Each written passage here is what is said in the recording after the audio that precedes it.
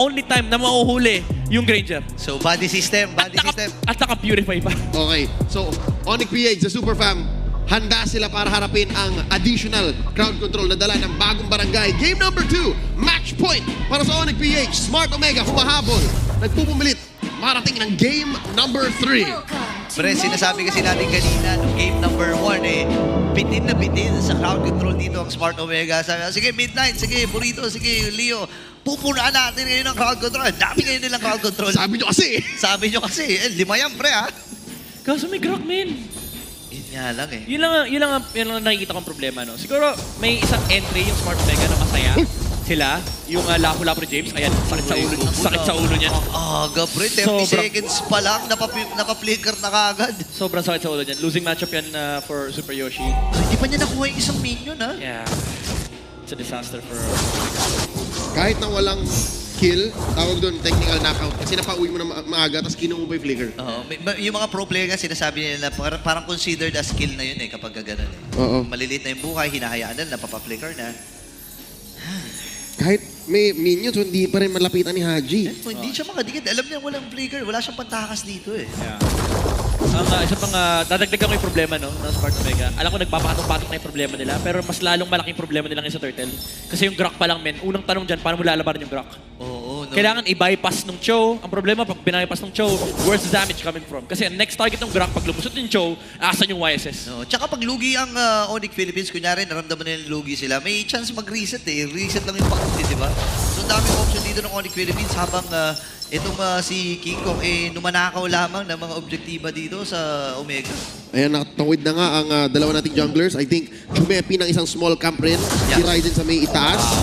And gold lane. Oh, Kelra makakuha dito ng gold crab. Speaking of gold, Midnight, na-solve ko na kung sino ang highest GPM as per our stat specialist si Bok. Stats by the book. Oh, stat by the Bok. Oh, Heb, ang currently highest GPM, Mayaman. 989. Mayaman kasi yan. Siya ang richest BPI rich guy.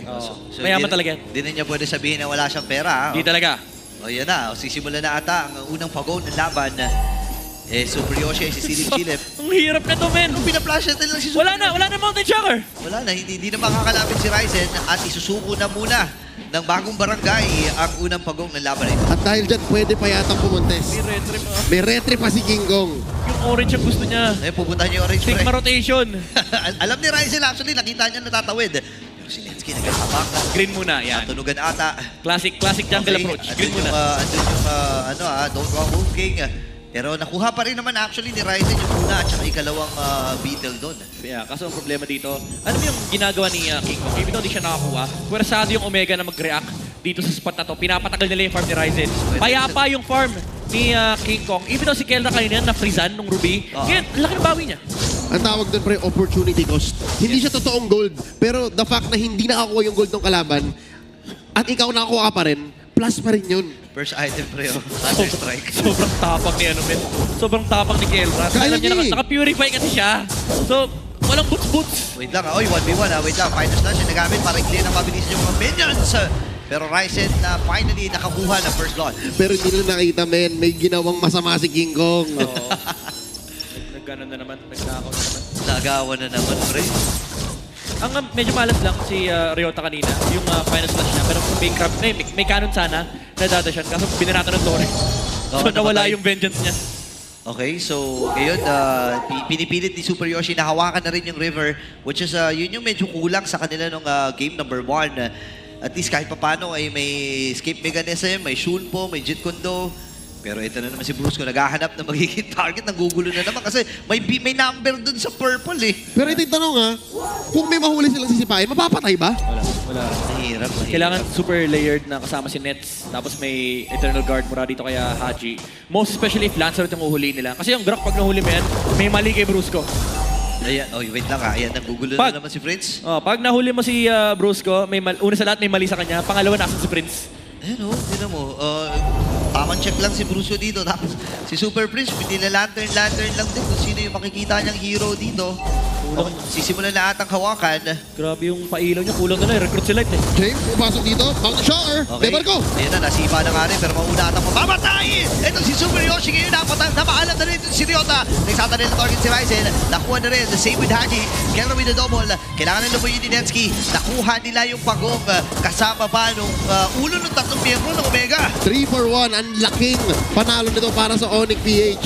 Nahuli doon. Mitay tayo ba si Ryzen nasa wrong side of the fight? Yeah, pagka-dash in niya, nakasalubong niya yung mga bala ng Ranger. Tinmaan siya ng random na Thorn Rose. Ayaw magpagong ni King Kong for some reason. Inuna niya yung crab, inuna niya yung wave. Pero, by the way, maganda yung sipa ni Super Yoshi. Kaso, again, ang laking problema nung may Grok at Zushin sa unahan. Nahuli nila si Ryota so wala yung final slash. Kaso, they had to commit everything. And yung tectonic charge sa likuran, ayun, pagka-dash in ni Ryzen, nasa maling lugar yung YSS. Uli, alam mo, sobrang, medyo nalito na nga rin ako. Akala ko nga, nakuha pa nila yung pagong doon. Ito, kakakuha lang ng pagong. At si King Kong ang nakasecure second turtle para sa kupunan ng Super Family. Pero hindi ko rin masisi si Ryzen. Oo, i-criticize ko yung positioning niya. Pero wala rin siya pupuntahan eh. Wala Wala rin eh. Pagka tectonic charge, wala ka namang ibang pupuntahan kundi gamitin yung traceless mo kahit saan direction, aabutan ka ng rampart. So might as well mag-contribute ka ng damage. O, baka makapatay ka pa ng isa. Oo, kaso ang problema, again, tinamaan siya ng random na bala mula kay Kelra. Ligaw na bala mula sa gold standard. Mahapdi na yan. Kung nakita nga natin, hindi nga nagsapatos kanina yan eh. Nakakuha na siya dito. Ayun, meron na siya sapatos. Rapid Boots! Rotational speed. Gila! Crazy Rapid Boots. Gila Rapid Boots! Wait lang, nagsasama-sama din dito ang Smart Omega. Ngayon, tinan mo naman, grabe yung Bruce Yan. pampabruso ni Bruce rito. Itong ginagawa ni Kelra, men, homage to sa Netsky Season 10. Ang kauna-unang gold laner na bumili ng Rapid Boots. Basically, tinetelegraph niya na wala akong paki sa inyo unless gusto kong lumaban. Oo. Basically, push, galaw, laban. Push, clear, ikot, laban, Skypiercer. Push, clear, ikot, laban, Skypiercer. Ganun lang ang storya ng Onyx. Ito yung pinaka-selfish na Granger. Oo. May ako nga pala, no, kasi kung maalala natin, power spike ng Granger, Sky Pierce, Yeah. okay na eh. Hindi niya naman kailangan ng tough boots eh. Kasi hindi naman siya maaabot ni Haji. Hindi siya dapat maabot. Hindi ka dapat. Tsaka, meron siyang super fam. Nandyan si Brusco. Nandyan si Super Friends. Kung mag-protect todo si Kelra dito from Onyx Philippines. And ang gusto lang niyang naman gawin is makaalis siya ng lane. Si Netsky ata magiging target. Nagamit din yung I'm offended, pero wala magiging follow-up para sa Smart Omega. Super Yoshi nag-aabang. Nasisipahin, pero kasi Ang hirap. bato eh. Ang hirap Nakita siya nung bato dun sa Ang hirap damuhan eh. mag-chomen. Mapapagod si Super Yoshi niya kakasipa. Impressive din yung man-to-man defense ni Brusco. Alam niya na kailangan niya lang bantayin yung isa. Ayun, kasi, hinawakan, no? kasi hindi entrado yung iba. Pre, ganito lang ang perspective ni Brusco. Nasaan yung Cho? Pagkita niya na yung Cho, nasan si Ryzen? Ganyan lang, simple lang. Actually, yung pangatlo, nasan si Kelra? Kasi kailangan niya tingin si Kelra. Oo, puprotektahan. Pero sabi naman yan, hindi naman si Ryota. Oo. Pwede naman siya ang puprotekta ngayon. Nag-aantay na magiging target. Yun, lagi sila magkatabi, oh. Tectonic charge available pa. Ngayon, nagamit yung Bravest Fighter at walang makalapit Kelra? sa Smart Omega. Okay. Andun yung mga bala mula dito kay Kelra, pero atras muli ang bagong barangay. Napaka-passive nila maglaro, bro eh. Kasi kailangan nila, wala naman silang chance Oo. na lumaban. Wala silang chance. Kasi kukulitin nila. Tectonic charge na nagamit. Pero sabi na dito, sige, sorry muna sa may bandang gitna. James ay aatras na rin. Ay, wala silang choice talaga dito. Kundi antayin lang yung atake ng Onyx eh. Tinesing nga lang ni Brusco, kanina pa niya hindi napipindot eh. Yung tectonic charge. Oo. Wala kasi nangyayari. May ult pala ako. Oo, kumbaga si King Kong kanina pa kuha ng objective. Si Kelra, pinagpapatay yung mga tao sa unahan.